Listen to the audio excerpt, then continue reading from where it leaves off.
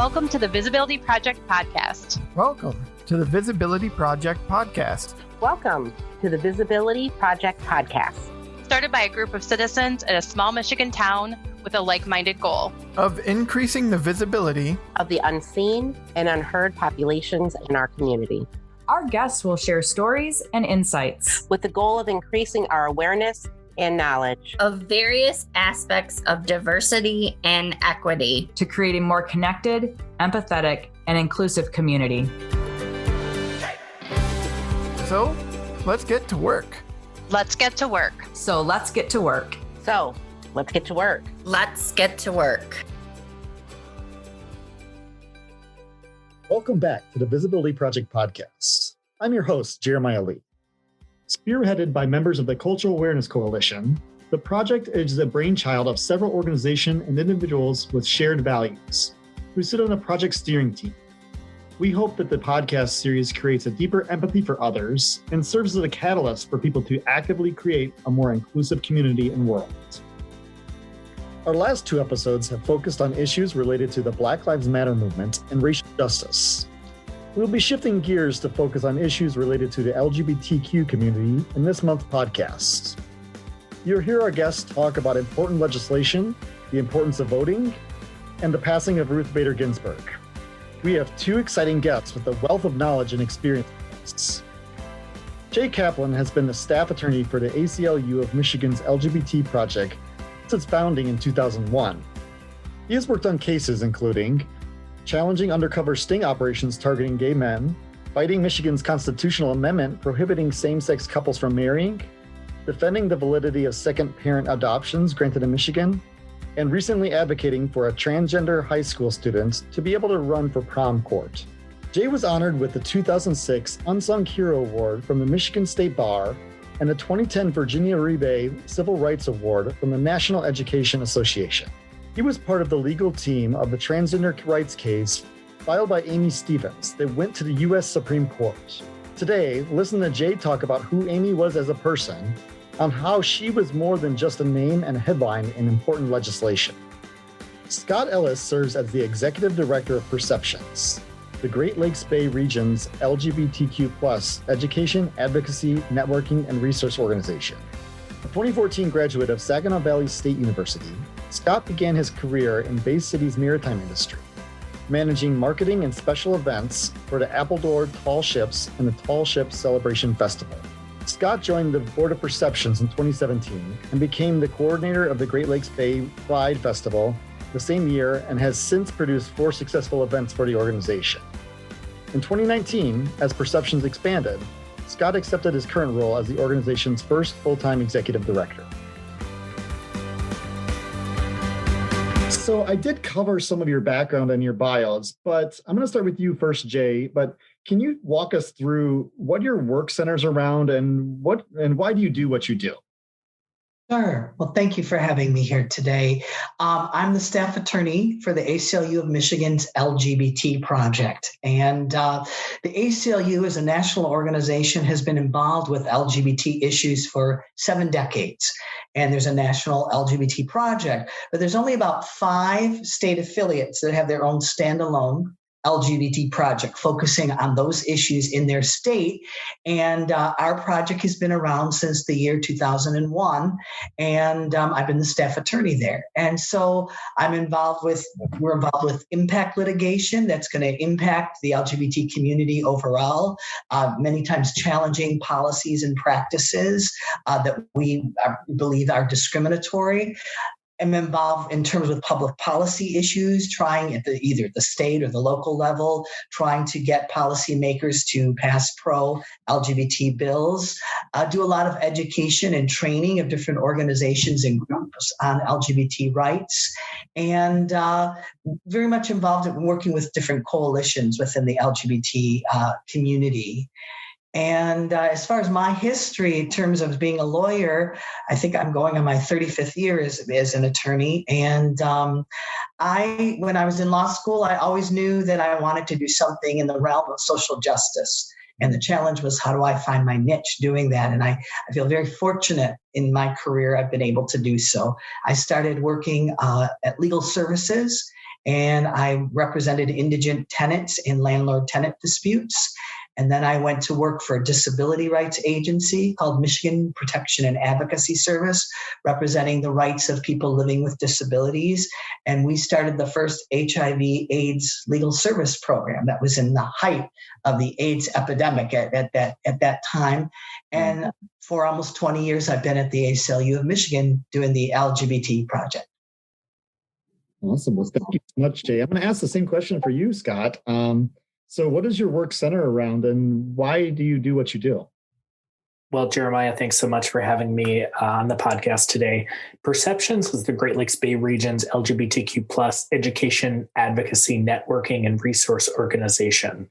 We've been around in the region here since 2002. And in the early years of the organization, it really operated as membership based. So you had to kind of know somebody to get in and to get information about what was happening. And this was really directly related to the closeted nature of the LGBT community at the time. And over the years, our organization really increased its visibility on the same level as LGBTQ plus acceptance and visibility in general became more mainstream. So especially in the last 5 years, we've made a lot of efforts to increase our presence in the Great Lakes Bay region and move away from that membership structure to an organization that's welcoming, inclusive, and accessible to everyone. Now, our programs have also evolved to be much more accessible and visible. Perhaps our best known program is the Great Lakes Bay Pride Festival. We saw record attendance, both in participation and sponsor and vendor involvement back in last year, 2019. Our Harmony Diversity Choir brings together nearly 40 diverse voices who perform throughout the region. And our support services and resources are accessible not only to our LGBTQ plus community, but our countless allies in the region. I first officially met Perceptions back in 2016. And I say officially because I had known about the organization for a while. In my time at Saginaw Valley, I knew about Perceptions. I knew the work that they did in the community and how they were connected to our on-campus resident student organization, but had not officially been involved with any sort of event or program.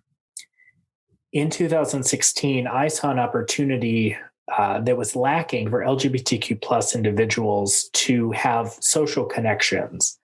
Our gay bars in the region had been closed for a couple of years at that point, and so there was a real lack of space to gather. I started by approaching Perceptions about partnering to host a social night at a local establishment. And throughout this process, I was able to connect with the organization and began volunteering to coordinate the Great Lakes Bay Pride Festival. Fast forward 3 years to October 2019, and we found the organization in a place of rapid growth and expansion. I was asked to serve as the first full-time executive director of the organization, and I'm proud to have accepted that position and continue to serve in that capacity. Awesome. Thank you so much, Scott. I'm so happy to have you both here and just to really learn from your knowledge, expertise, and your experiences. I want to talk today a lot about legislation. So the first question I really have for you guys is, what are some real barriers in legislation that impact members of the LGBTQ community, and how does this impact them on an everyday basis? Scott, do you want to start with this and kind of tag team with this, Jay? Sure. I want to bring up two pieces of legislation that I think are very pertinent right now. First being the Equality Act, which is at the federal level. The Equality Act was introduced to prohibit discrimination based on sex, which would be defined as sexual orientation and gender identity. And this covers areas of public accommodation, education, federal funding, employment, housing, credit, and even the jury system. So this introduction was really important to defining what sex meant, as it's already a protected class, but it doesn't include sexual orientation and gender identity. And that's the language that we're really looking to have included in these federally protected areas. So I'll turn it over to Jay. He can speak to this much more eloquently than I can, but that's a big thing at a national level that we're all striving for. Michigan is one of 29 states that does not, that has civil rights laws that do not explicitly mention sexual orientation and gender identity. And Scott is correct that some federal courts have interpreted civil rights laws that prohibit sex discrimination as including sexual orientation and gender identity. But rather than just leave it up to court interpretation about what that language means, we think it's very important that you have that explicit language in civil rights laws. And he's correct that the Equality Act would do that. It would be the first federal civil rights law that explicitly mentions and protects LGBT people. At the state level, our civil rights laws for more than 30 years, there have been attempts to try to amend those civil rights laws to explicitly include sexual orientation and gender identity. And I think the problem that we find is kind of endemic in terms of, and it just reflects the importance of our elections, because what we have found is that our leadership in terms of legislative leadership are not allowing these bills to move forward. So case in point, the Equality Act was passed out of the United States House of Representatives with a significant majority. However, Senate Majority Leader Mitch McConnell has refused to allow that bill to go forward, even to have a hearing in the Senate. I should also mention that President Trump has indicated if the bill passed out of the Senate that he would veto it. Now, in the Michigan legislature, despite 30 years of effort to try to amend our state civil rights law, and it's true today, the current legislative leadership in both the House as well as the Senate will not move these bills forward. They won't even allow them to have committee hearings. And that's why it's very important when we participate in elections to understand and to know where these candidates stand on these issues. If we were to change the trajectory in Michigan's legislature and in terms of which party is in a leadership position, that could make a difference. It's very difficult in Michigan legislature, just as a whole, to bring anything that's pro-LGBT and to see those bills move forward. And that's kind of where that's why we are stymied at this point in time. Now, the legislation at the state level that Jay's referring to that we saw introduced in 2020, now not introduced yet, but it started as a citizens ballot initiative called Fair and Equal Michigan. And the idea was that this ballot initiative would gather signatures, would be presented to the legislature. They would have the option to act on it before potentially sending this to the ballot at a general election here in Michigan. And the initiative was to amend our state Civil Rights Act, the Elliott Larson Civil Rights Act, to include that definition of sex as including sexual orientation and gender identity, and get that verbiage specifically listed in the legislation as protected. So that initiative was introduced in January of 2020, and we are waiting to hear the results of the signature gathering petition, which saw many interesting challenges presented this year due to COVID-19. But the committee has worked very hard to continue pushing those efforts forward. And we should hear this month what is the future of that initiative. Mm-hmm. And my understanding is that, they're at the point now they collected the requisite number of signatures and actually a cushion level of additional signatures. And what happens with this initiative is then it's up to the legislature to then pass, to take action to amend Elliott Larson's civil rights laws, or if they refuse to take action on them, then becomes a ballot initiative in 2022, where Michigan voters can vote to amend our current civil rights laws. And that's a long ways off. So it is, and legislation, just like litigation, court cases take a long time, and sometimes to be able to bend, to make sure that our elected officials are paying attention to the will of the people. But like we mentioned before, it's been 30 years the effort to try to amend Elliott Larson. That's our Michigan current civil rights law. Jay, has ever been taken to a ballot level? In Michigan, it never has. Other states have tried to do that, and certainly this kind of ballot initiative through petition drive, trying to get the legislature to act, has been used, previously, before in other efforts. But this is the first time, and I think, it's a strategy that proponents of LGBT rights have said. You know what? We can't just count on introducing legislation and having it sit there. We've got to make it very clear that there's a referendum from the people, that the legislature needs to act. That said, even with all the efforts and the heroic efforts of Fair and Equal Michigan, the legislature has always had it within them to be able to act on this piece of legislation and what we believe to do their jobs. So well, thank you for that. And so, Jay, I will say that you are a very well-known name because of your case with Amy Stevens. So can you walk us through your case with Amy Stevens, in which this case was taken all the way to the U.S. Supreme Court? And then what impact has it had? And then what steps need to be taken next? Sure. Thank you. Well, Amy's case is part of 3 LGBT employment discrimination cases that went up to the United States Supreme Court. 2 of them involved gay employees who were fired from their jobs when it was discovered that they were gay. And in Amy's situation, she worked for a funeral home for more than 7 years, and she was not able to be her authentic self at work. She felt she was afraid to be able to be herself. And then when she came out to her employer as a transgender woman, she was fired from her job. And so our involvement in Amy's case started back in 2013 when she was terminated from her employment.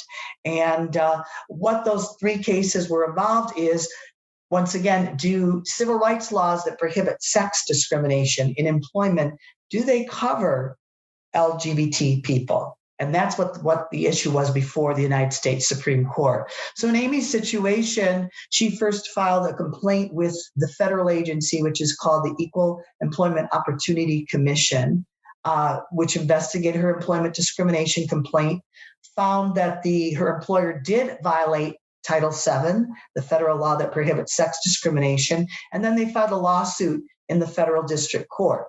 Federal district court found that, yes, Amy was fired because she was transgender, but felt that the funeral home, the owner, citing his religious beliefs, that superseded Amy's civil rights complaint and decided in favor of the funeral home.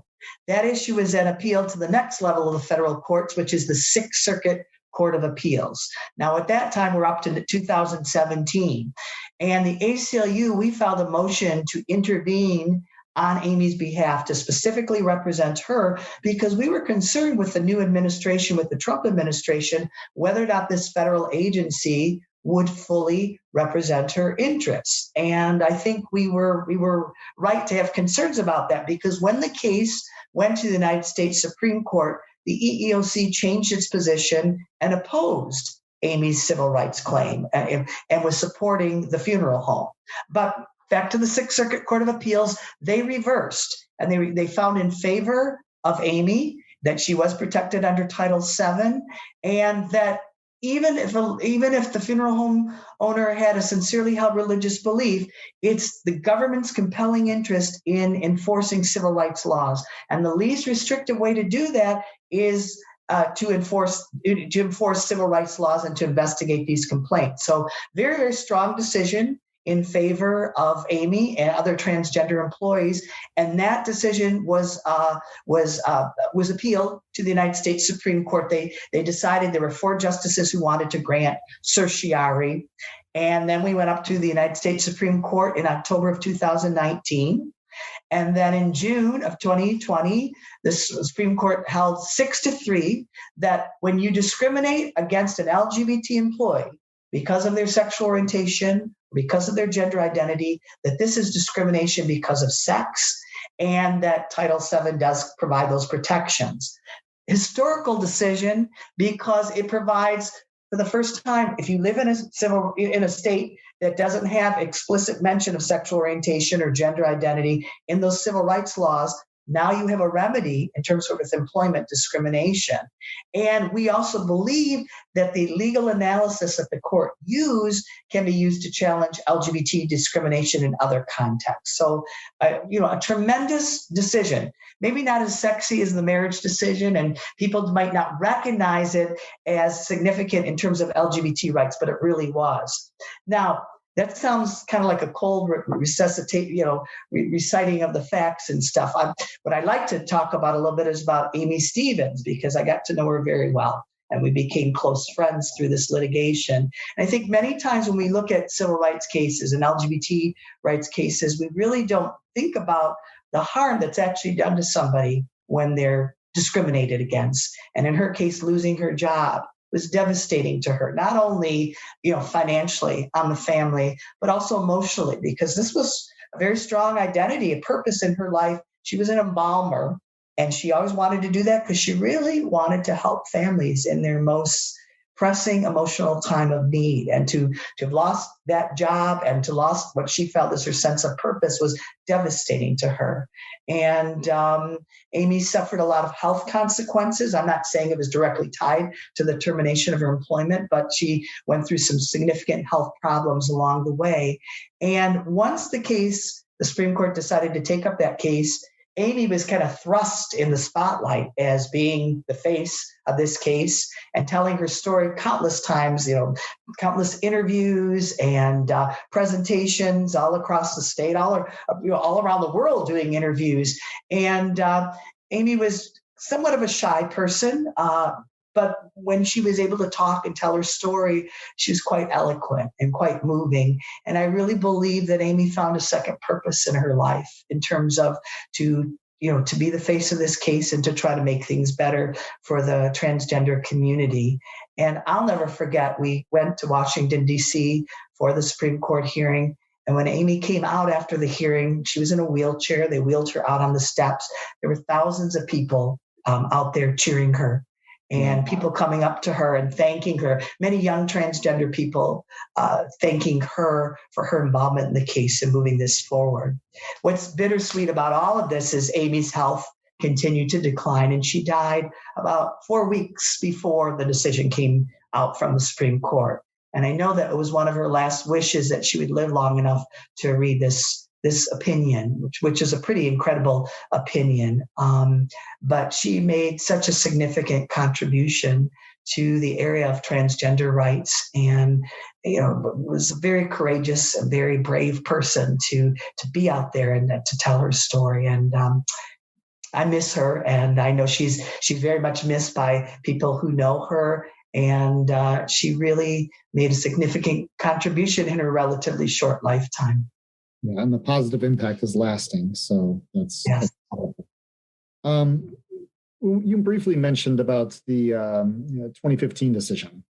So there's been recent talks in the Supreme Court suggesting that narrowing the 2015 decision. So what would that mean? And then what can we do about that? Mm-hmm. Well, I get a lot of questions about what might happen. Justice Ruth Bader Ginsburg passed away several weeks ago, and now there's a rush for confirmation hearings to fill her position with a judge who in the past has opposed marriage equality, and that could result in a 6-3 conservative majority on the court. And many people have contacted me. Does that mean I'm legally married? Could they take away my marriage?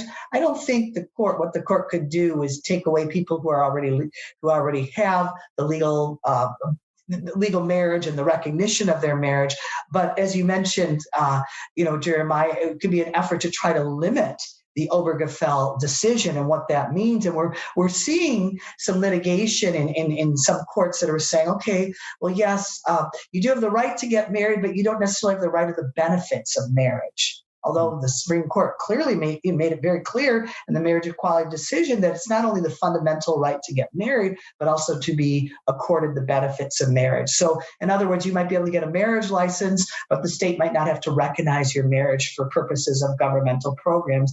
And I think that's going to be where we're going to see efforts to try to do that. We're also going to see continued efforts to say, I don't have to provide services for your wedding based on my religious beliefs. If I'm a florist or I'm a cake baker or I rent out my property for weddings, I shouldn't have to recognize your marriage. You saw the efforts about the clerk in Kentucky, Kim Williams, who didn't want to issue marriage licenses to same-sex couples. So I think we're going to see more efforts to do that. And what was very frightening last week, where the Supreme Court refused to take up Kim Williams' case, Justices Clarence Thomas and Justice Alito, they both said that they thought the Obergefell decision, the marriage equality decision, should be revisited, and the court should consider overturning that decision.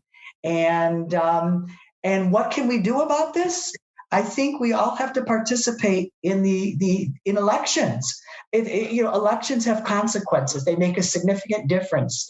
If we were holding this interview back in 2016, in October, the landscape looked a lot different. But as a result of a different administration and the ability of a particular president to appoint 3 justices on the Supreme Court and many justices on the judges on the federal courts, these are lifetime appointments, we're seeing a significant different judicial landscape where judges will be hearing LGBT rights cases, and it could result in some negative consequences. So it is so important that the LGBT community and anybody who cares about LGBT civil rights, that they make sure that they're informed, that they know the positions of the different candidates in these elections, what they will do, what they have said they will do, and to make an informed vote. Because, like I said, there's significant consequences as a result of an election.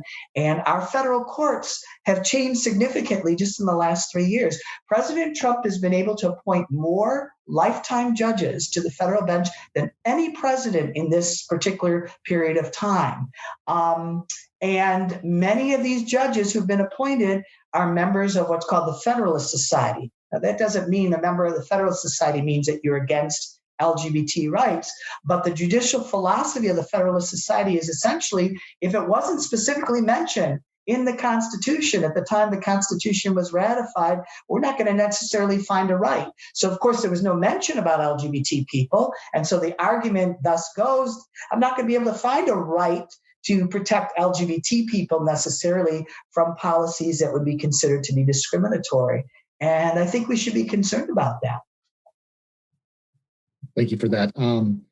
I want to go back to talking about Ruth Bader Ginsburg. And can you both, Scott and Jay, talk a little bit more about the legacy of Ruth Bader Ginsburg in relation to LGBTQ cases and the community? Well, Ruth Bader Ginsburg, I think one of her greatest legacies is the work that she did as an attorney on behalf of women's rights and sex discrimination, the development of Title VII law. And it was that same Title VII law that it resulted in the most recent Supreme Court decision on LGBT rights, that discrimination against LGBT people is discrimination because of sex. But when you look at in Ruth Bader Ginsburg's almost 3-decade tenure on the United States Supreme Court, she was part of every majority decision in support of LGBT rights. From 1996 all the way up to this year. She might not have written a majority opinion, but she always was behind that. And, a lot of times we don't know what goes on in terms with the court. The Chief Justice decides who's going to write the majority opinion. There's a lot of, different discussion back and forth. How do you persuade a justice to come over to your side? But I imagine that Ruth Bader Ginsburg was a very strong consensus builder among the different justices. She was the one when they challenged the Defense of Marriage Act, which said the federal government's not going to recognize legal marriages between same-sex couples. During the oral argument, she talked about treating LGBT people, putting them in a skim milk marriage. In other words, not affording them the same rights. She was able to crystallize exactly what was the heart of the argument for this kind of discrimination. And the other thing about Ruth Bader Ginsburg, she was very concerned about the effort to try to use religious beliefs in non-religious settings as a means to justify discrimination against LGBT people. And her voice regarding that type of argument is going to be very sorely missed on the court, because there are other justices who might have gone along with marriage equality, might have gone along with the most recent decision about employment discrimination. But when it comes to the issue about religious justification for discriminating against LGBT people, we're not so sure that they're going to be on the side of LGBT rights. And that should be cause for concern. The very next LGBT rights case that the court's going to be hearing is November 4th, the day after Election Day. And the court's going to be deciding whether or not a faith-based organization that gets a government contract to provide foster care services, do they have a right to that contract, to taxpayer-funded monies when they refuse to work with same-sex couples? And I'm not willing to guess how this might come out with the court, particularly if Judge Coney Barrett she gets voted in on the Supreme Court and is part of the oral arguments in that case. Yeah, today is actually October 12th here, the first day of the confirmation hearings for Judge Coney Barrett. So as you mentioned, I think it's going to play a huge role in that November 4th decisions. Absolutely. And we've never, there's been attempts to try to use religious beliefs to justify being exempt from civil rights laws. In the 1960s, there were restaurant owners in the South who argued that the Bible says that God put races on separate continents, and therefore they should be allowed to refuse to serve Blacks in their restaurants. The courts didn't buy it then, and they shouldn't buy that kind of argument now. We have very strong protections for religious beliefs in our Constitution. There's nothing that the government can do to try to take away an individual's religious beliefs, but we've never allowed that religious belief to be used as a sword to harm other people, particularly in non-religious settings. But that's what we're seeing, an effort with the tacit approval of the Trump administration to be able to do so. And what we're effectively doing is to try to carve out exemptions from civil rights laws. And, this time it might be LGBT people that you want to have the right to discriminate against, but everything is fair game. You could discriminate against other religions. You could discriminate against people because of their sex or their gender. You could discriminate against people because of their age. All different types of things that could be exempt, and it would have the impact of gutting our civil rights laws. Thank you for that. Hey, Scott, I'm going to ask the next one of you. This one could be a continuation about the conversation on legislation, but it's a very broad question. So answer it maybe from your work in the Great Lakes Bay region. It could be from a personal standpoint or from a legislative standpoint, but what are some of the biggest issues faced by members of the LGBTQ community that you see? It could be about legislation or other issues that you see. I'll address that from my work here in the Great Lakes Bay region. And I think it can be summed up as a lack of access to information is one of the biggest, if not the biggest issue faced by the LGBTQ plus community here in the Great Lakes Bay region. So by that, I mean, we lack some really interesting components of what may be found in a more metropolitan area. We lack a centralized transportation system public transportation system that crosses county lines. We lack a unified media outlet that covers all the 4 counties in our Great Lakes Bay region. And those 2 things, transportation and communication, are incredibly important for getting people access to the services and resources that they need. So what we want to address as an organization is bringing all of that information together in what I'll refer to as a centralized hub, where we can then disseminate it to the individuals and organizations that are seeking that information and resources in our region. We're doing that in a number of ways. And these are all growth initiatives that our organization is adopting over the next year. These were realized as part of a needs assessment and gap analysis that we spent about 2 years conducting here in the region. And the the information that we found from that project drove everything that we're doing moving forward as an organization. So we're starting by building out a collaborative network of service providers. This could be any other nonprofit organizations. It could be healthcare, both physical and behavioral. It could be school systems, colleges and universities, any number of potential collaborative partners. And what we're doing is creating this network so that we're all connected and we understand what programs and services are currently being offered for the LGBTQ plus community here in the Great Lakes Bay region. And we use that information to identify solutions to other needs and gaps that are existing in the community. So we are working on that right now. We're actually getting ready to launch our first round of collaborative partner surveys this month. And we'll have more information on that in the coming months.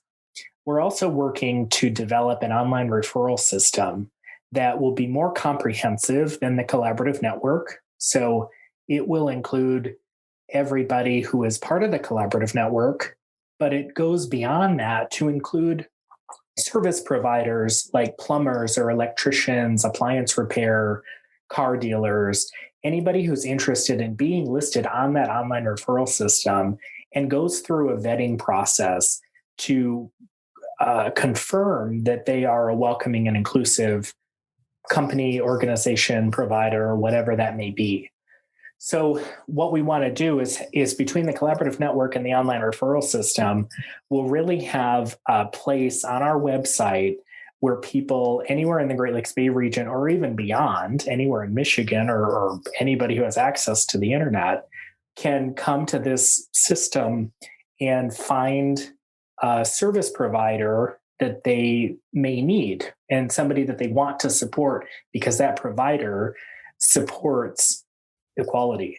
So as Jay mentioned earlier, with possible discrimination in the form of bakeries refusing to bake a cake for a same-sex couple or anything like that, this directory is going to be the place to turn to say, hey, that bakery is welcoming and affirming, or hey, that DJ or that venue is welcoming and affirming, and they're actually interested in being visible for the LGBTQ plus community. So we're really excited to get that project launched. We will have an announcement coming out in the next month or so, but we did just recently receive a grant to start the initial build out of that online referral system. So that is going to take off at the beginning of the year, and we're very excited about that. We're also going to continue and expand our existing programs. So when I say continue and expand, I don't necessarily mean adding programs, but figuring out ways to get our programs more visible and in different communities within the Great Lakes Bay region. So we're going to continue working on that. And then our fourth really big growth initiative is actually identifying physical spaces in our region that we can create drop-in centers for the LGBTQ plus community. This is something we don't have right now. We don't have a physical location where you can just drop in for a program or to get help with something. But our goal is to identify those spaces and have one located in each of the 4 counties in our region. So we've got a very big, ambitious goals on our plate for 2021, but we are looking forward to getting started and have already made a lot of progress. So again, one of the biggest issues faced by our community, and especially in our region, is making sure we have efficient, accessible information in a place where you know to turn to. And that is what we hope our organization will be. Well, those goals are big and ambitious, but they're really important. So exciting 2021, hopefully. The next question I have is about, yesterday was National Coming Out Day. So because it was just yesterday, I want to ask this question about, so what should I do if someone comes out to me, either personally or professionally? What advice would you give to someone in that situation? I'll open up to either of you. Well, I think what everyone is looking for is they want to know that they're supported, that there is a support system in place for them who is people who are going to recognize them for being their authentic selves, and to know that they can be LGBT, and that there is somebody that's looking out for them and is going to be there for them when they need those kinds of support, when they encounter possibly discrimination or rejection by other people in their lives. I would say kudos to you for being a trusted resource for someone to come out to, either personally or professionally. That says a lot about your relationship to not only that individual, but the perceptions that they have of you as it relates to their journey of coming out. So if, it's especially important if you're in a field, and I think we see this a lot in people who work blue collar jobs, that it's a kind of a different environment there. And when you work in an environment where you're maybe hearing disparaging things about the LGBT community, or you're hearing things that just don't sit well, I can only imagine how terrifying that would be for somebody to come out and to be visible.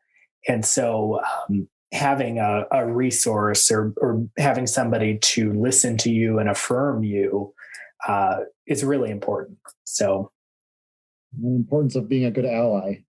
Just a kind of follow-up question on that. What are some of the most meaningful ally behaviors that you would see? I always say being visible. Being visible is so important. That's one of the biggest things that an ally can do. And whether it's waving your rainbow flag during Pride Month, but I like to say, we celebrate Pride all year long, not just in June. Making sure that as an ally, you're engaging with folks in the community that you're an ally to. And also holding organizations accountable for being accessible to allies. I think that's important. And it's something that we take a lot of pride in. We have been very active with our ally community for a number of years, and we really embrace and appreciate all of the allies that we have in our region and beyond. Mm-hmm. And I think in addition to being visible, also speaking up.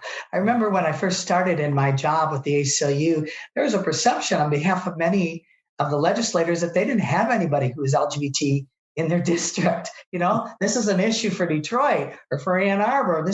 And so we needed those voices, the voices of the allied community, to say, no, this is an issue. And many people maybe aren't able to come forward and speak up because they fear for discrimination. I also think if one is to be an ally to the LGBT community, also they need to be informed on LGBT issues. And in terms of, once again, this election coming up, where do the candidates stand on this issue? If this is an important value to you, if there are people who are important to your lives who are going to be impacted by this, then one needs to make an informed choice at the election. You can't just separate it out. Well, I know that's true, but I like this. I mean, what does it really truly mean to be an ally? And I think there are members of the LGBT community who are having some sometimes painful conversations with family members and friends regarding politics.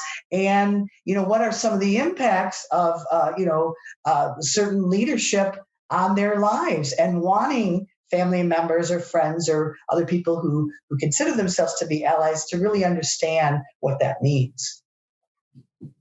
When you mentioned having districts that it pertains to and others that don't, it just made me laugh because, I think of with Ahmadinejad saying that we don't have gay people in Iran. I've heard the same thing said by a legislator in a certain area in Michigan. I don't have anybody in my community like that. Straight face, no pun intended, saying that, making that kind of statement at a hearing. So we're going to wrap it up pretty soon. So I have a couple more questions, and it's more about takeaways for our audience. So I guess I have two questions left. And one of those is, if somebody wanted to expand their knowledge and action related to LGBTQ rights, where should they start? Mm-hmm. Well, there are many websites, on the internet. I think you could start with the ACLU website on LGBT rights. You can see some of the work that's being done in this area. There are other organizations that are doing this work too. The Human Rights Campaign talks about various public policy issues, as well as provides what's going on in each state concerning an overview of the laws and what remains still to be done. They can contact me directly if they want to know what the law says in Michigan. What are some of the policy issues? They can just shoot me an email at kaplan@aclumich.org. But there's a lot of information out there on the internet. But I agree with Scott. I think the challenge is, how do you make this accessible? How do you let people know where they can go and where they can get that kind of information? We have so much that's out there on the internet. But how do we kind of direct people to exactly the kind of information that they're looking for? I reiterate Jay's resources, ACLU Michigan, and Human Rights Campaign, incredible resources. And I also encourage folks to get involved at the local level. So it's likely that now, there are very limited LGBTQ community centers here in Michigan, but we do have quite a few. And so get involved at your local level to understand what's going on in your area, and then in your state, and then nationally. We have such potential to impact things locally, which then grows to state level and to federal level. So it's important to get involved and get to know your local LGBT organization. Yeah, that's so important, Scott. What you said, we have more than almost 4 dozen local governments that have human rights ordinances that explicitly do mention sexual orientation and gender identity. And that's because of the work of members of the LGBT community and their allies working together to persuade their local policymakers to pass these kinds of ordinances. And it's a reflection of that kind of work. Thank you for that. And so my last question is, for our listeners, what is one key takeaway you want from them after our long conversation today? What's one key takeaway that you both want our listeners to walk away with? I want, because it's so close to November 3rd, and I call this the election season as opposed to election day, because we now in Michigan have the opportunity to vote, and to either vote at our city clerk's office or through absentee ballot. We can participate. I just I want to encourage people to participate in this election. There is so much at stake. And there is a significant difference between the two candidates at the top in terms of their policies and what they would do on behalf of the LGBT community. It's so important to be engaged. I can understand that people can feel these times that are so polarizing to understandably feel cynicism towards what is it even effective participating? But I can tell you, it really can make a difference. I will agree with Jay. I think we probably could have said that together. Vote. That has been our big takeaway all summer long, this whole year. I also want to reiterate the importance of completing the census. So that is something that community foundations across Michigan have really teamed up this year to get the word out there, and they have tapped community partners like us with sharing that information with our audiences. I was in a meeting this morning where one of the local community foundations reiterated that please continue sharing this with your audience. We want to make sure that as many people are counted as possible. And the Great Lakes Bay region is doing a wonderful job right now. We're seeing some great rates come out, but none are at 100 yet. None of our counties are at 100%. And again, we're all about lofty goals right now. That's a lofty goal, but we have to continue encouraging people to complete their census before the end of the month. And it remains to be seen if that is the deadline or if that deadline will be sooner. So, as soon as possible, we encourage everybody to fill out your census. Well, Jay and Scott, both of you, thank you so much for being here with us today. It's been great talking with both of you. Thank you, Jeremiah. It's been a pleasure. Thanks, Jeremiah. You can stay connected with the Visibility Project by subscribing, liking, and sharing on your favorite podcasting and social apps. Look for us at the Visibility PRJ. Financial support is needed to keep the conversation going. Go to midlandfoundation.org/give and select the Cultural Awareness Coalition Endowment Fund to be part of the project. Note podcast in your donation notes. Thank you for listening. We see you. We hear you. And together, we are making a difference.